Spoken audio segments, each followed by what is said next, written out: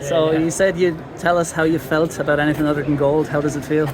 Yeah, I can kind of confidently get back to you and tell you I'm not 100% satisfied after today, but I have to reflect on it a little bit more than 15 minutes. So after the race, and it's just how a race like that goes. It's right in your grasp, and so it's a world silver regardless of how you slice it. So I'm really happy as far as that goes, but I know I could have got gold if I just maybe did some things a little bit different, but that's you race to race, and that's exactly what happened today. Was that being closer at the bell, do you think?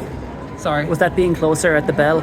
Was that the difference, or what would you have done differently? Probably. The plan was not to leave it till too late to start making up the ground, because it's a difference closing on some guys when you're running 29s, and then there's a difference when everyone's running 27. You have to run at 26, 25 to get around that. And I was back there like in a boxing match. I felt like I was getting pulled all sorts of directions. So that was an experience, just that alone.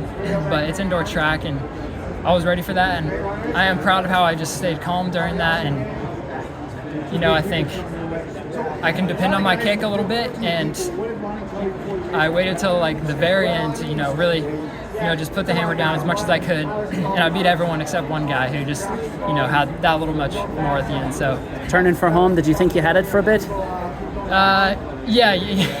I thought I hope I catch him too. I'm gonna catch him too. Maybe I'm gonna win for a split second, but you can never count anyone out, because just how I'm coming on, someone else could be running up on me just the When same. you saw it was Jordy who was going by you, did that shock you? Honestly, not in the slightest. Maybe on paper he's not the 15 guy that everyone's got their eye on, but I feel like me and him are similar runners in a lot of ways, where he always has that extra gear. And in the back of my mind, I knew I couldn't rule him out, and that's what happened. He had that extra gear. Were there times you tried to get out of the box and weren't able to? There were, yeah. I've been able to do that in the past, and just these guys weren't letting up any ground. And like I said, I think I learned a lot from that, because I can be in some races, whether it's USAs or just a normal meet, and not everyone's fighting tooth and nail for every spot. Today, it felt like everyone was fighting tooth and nail. Each person I went around, so it was hard to get around, and I left it pretty late into the race. As you look towards the Olympics, what's the big lesson you'd be able to take out of that experience that might be useful there? I think just it's all about positioning, like I've known. I feel like a different athlete this year, and this is my first indoor worlds, so it's hard to run with sheer confidence. The first time kind of doing a new meet, even though I've run indoors, but I just say I just need to kind of trust in my ability to take the race and just really run my way. And I think I just slightly ran a little too timid today.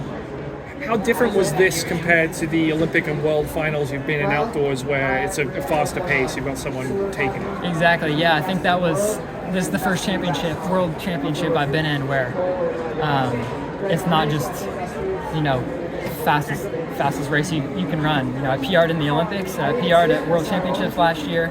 I had a feeling this wasn't going to be just flat out from the start like those races. And so, it was a little different. So I think there was, a lot to be learned from that. You have to factor in the guys in your race, and definitely learn from that.